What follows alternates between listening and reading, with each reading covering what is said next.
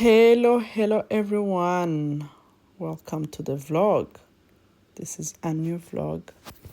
I'm here as Mrs. P. Cyangwa se Mrs. Pizzo.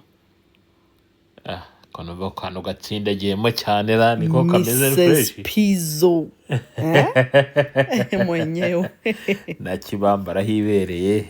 Mwenyewe. Uko byagenze. Mwenyewe Mr. P cyangwa se Chef P. Yes. Welcome everybody to this vlog. The beautiful one, the one and only Mrs. P is presenting our princess. Look at her. Kwimwana ko yakuzera. Sikazi no guseka. Nibitwenge. Umwana ngo hatinda inda niko bavuga ubundi.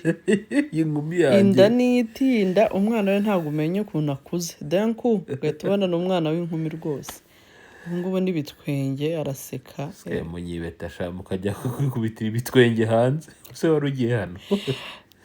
Njyanye umwana kwa muganga tunafata akantu k'akavlog kugira ngo dutema abakunzi. Nabyo mbeshe ko basigaye batwibeta sha bakajya kwikora utuvlog hanze kadusigaye turi aho ngaho mu nzu kwigira vloginga hamwe na Eleno ubundi abakunzi kugira ngo ba vlog tubone ikintu tubatamo. Niyemeje kuzajya mbatamo buri cyumweru akantu k'akavlog. Ni byiza ubu namubonye ubutaha ku cyumweru gitatse uzamukurikira. Muzajya kubona muri duhingutse nka nyuma muri esanseri natwe tumugati twagaciye.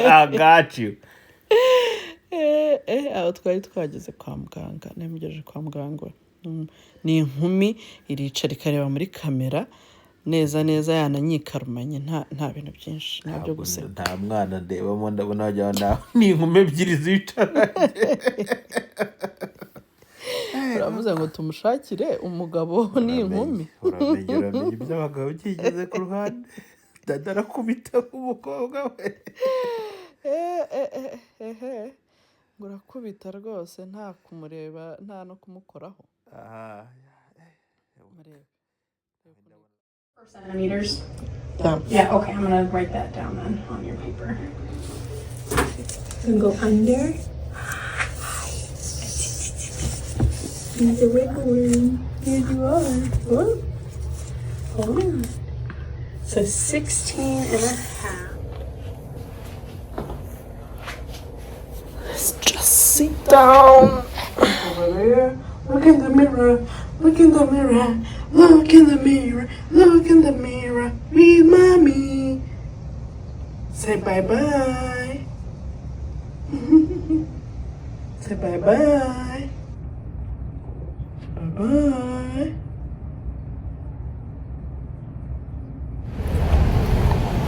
We're going back home with Eleanor. Urashaka guhagarara wowe ntabwo ushaka kwicara. Ntabwo ushaka kuryama muri kasiti. Bye bye. Ya kwa muganga tuba tuvuyeyo baciye muri store ariko nabanje kugeza umwana mu rugo nkomerezaho njya guhaha. Byandi abango bagore ntibajya baca inzira imwe se. Yenda zigzag. Ni zigzag. Umuntu aba afite ibintu byinshi ashaka kubikora mu munsi umwe kandi biba bitari bukunde. Ya ariko iyo ubonye ibyo washakaga mu mutwe wicara utuje abagore nuko tumeze nyine. Ntabwo nanjye urumva niyo uzajya ubona natashye nkanaza ngenda zigzag zamenye ko nanjye ari uko nguko. Everyone, welcome to Mrs. P Studio.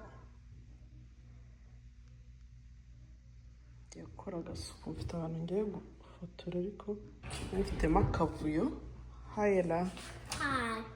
Mfitemo akavuyo urabona ukuntu hajagaraye ngiye gukoramo agasuku gatoya ku buryo basanga hameze neza. Be with me. Eda na Junior nabo baje gufasha mami. Let's arrange the studio. N'undi munsi nkaba ngiye mu masuku yo muri studio ariko gukorana isuku na Era na Annuel nabyo ntago byoroshye ahangaha. Ni ugutangirana isuku aho kujya mu isuku agatangira kubagana bikarangira ubirukanye. ndi kwitegura umukiriya nagombaga gufotora kuko nari naraye mfotoreyemo ibintu bitari bien arrangé, ndabanza nkoramo agasuku ndongera bisubiza buri kimwe mu mwanya wacyo kugira ngo abakiriya baza muri Mrs P Studio basange hameze neza. The studio is still in process.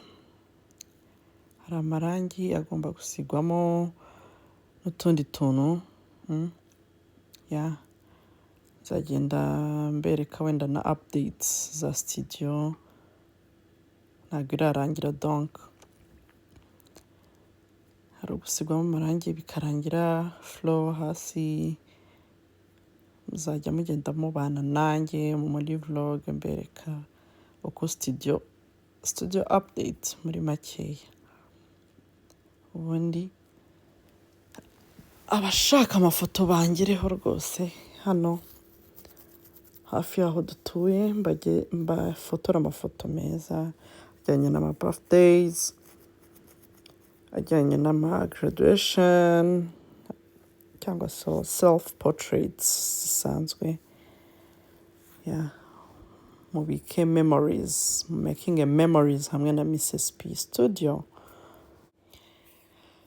Dukomeje gushimira kandi abantu mukora share, mukomentinga, abantu mukomeje kureba video zacu, mwese turabashimiye.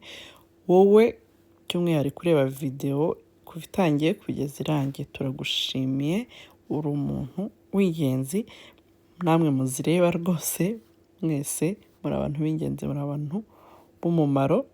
It's a big support and it means a lot to us. Ntago mwabyumva rwose uburyo biba ari inkunga ikomeye, ariko turabizirikana mu mitima yacu, turabizirikana.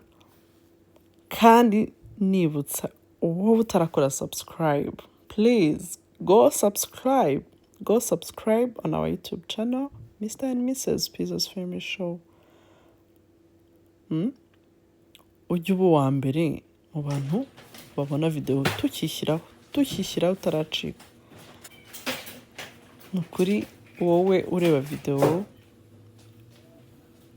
utarakora subscribe, fasha aka kanya ngo ngusabe rwose uhita ukora subscribe aka kanya, please. Urabukoze cyane kandi urahabwa umugisha. Isuku urabona ko ngeze kure, nubwo abari bari kumfasha bahise bagenda.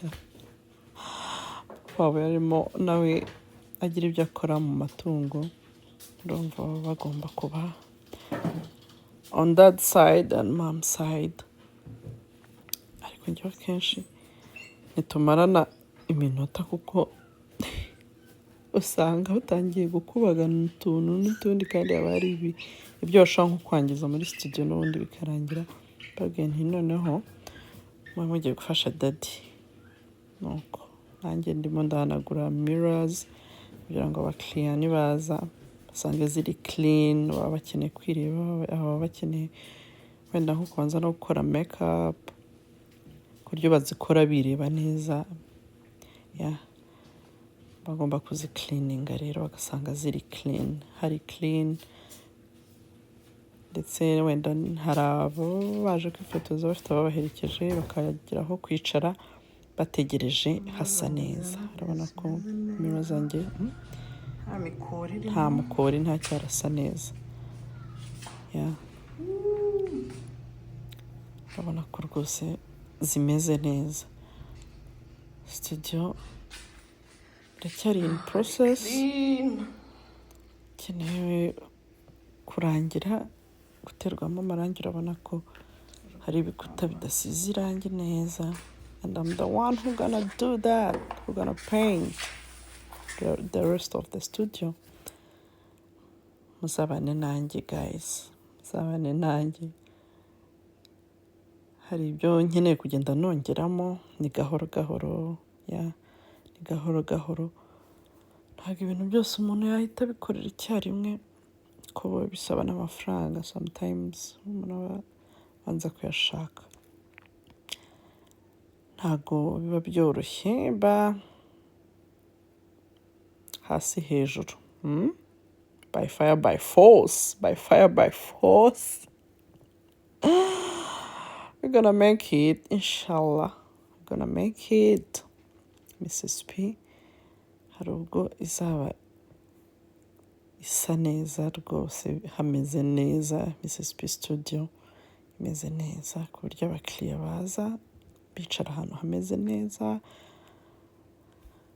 I need to buy some chairs and a coffee table. Ariko shout out to Mr. P, to Chef P. Niwe wankoreye ako kameza karimo. Yeah, shout out to him. Icyaka cyo abantu bonsa murabizi, ngenda gihorana icyaka cy'amazi, inyota benda kunyica aho ndi hose mba mfite amazi. Make sure ko mba mfite a bottle of water kugira ngo mbese hydrate. Urabona ko mba mfitemo nasura umwana ari ubwo arira ndi nko gufotora, ntabwo biba byoroshye. Biba sometimes very stressful, but kuko mba ngomba nyine kubikora. Sometimes Mr. P cyangwa Chef P adahari, nkamuzana tukaba turi kumwe muryamishije aho ngaho. Abakiriya bamwe ntacyo biba bibatwaye, ariko iyo mbona hari uwo bibangamiye, sibyo ko umwana akenshi ngira imana, she's a peaceful baby, akenshi mfotora asinziriye rwose, nkarinda nsoza agisinziriye. Akenshi ashaka kurira rimwe na rimwe, nabwo iyo yanariza akenshi usanga papa wahari. But that's the reason why I keep the story in the studio, kugira ngo aba yarize bemuzanye abari yumva. Donc iyo yumva amajwi y'abantu hafi aho aratuza isuku. Urabona ko ngeze kure rwose, hanendaga no kwisoza. Ubundi umukiriya wanjye akaza nkacapurisha nkamukubita amafoto. Guys, make memories with Mrs. P Studio. And mukomeze rwose mukurikirane n'ibiganiro byacu, amavideo yacu, kuko imbere noneho hari show tubafitiye turi gutegura nshyashya. Guys, you can't miss this one. You can't miss. Niyo mpamvu ndi kugusaba wowe utarasubscribinga, please do subscribe. Do subscribe on our YouTube channel. Mwibonere ibiganiro byiza, yaba bakunda ubworozi, yaba bakunda ibijyanye n'ubuhinzi, yaba bakunda n'ubuzima busanzwe, ibyo dukora, bw'imibereho tubayeho hano nk'abanyafurika muri Amerika. Mbese muzabisanga hano kuri YouTube channel yacu, nta handi uzabisanga atari ahangaha. Niyo mpamvu nkurarikira utarasubscribinga gusubscribinga, please. It's a big support. So guys, mwakoze kubana nanjye. Thanks for watching. See you next time.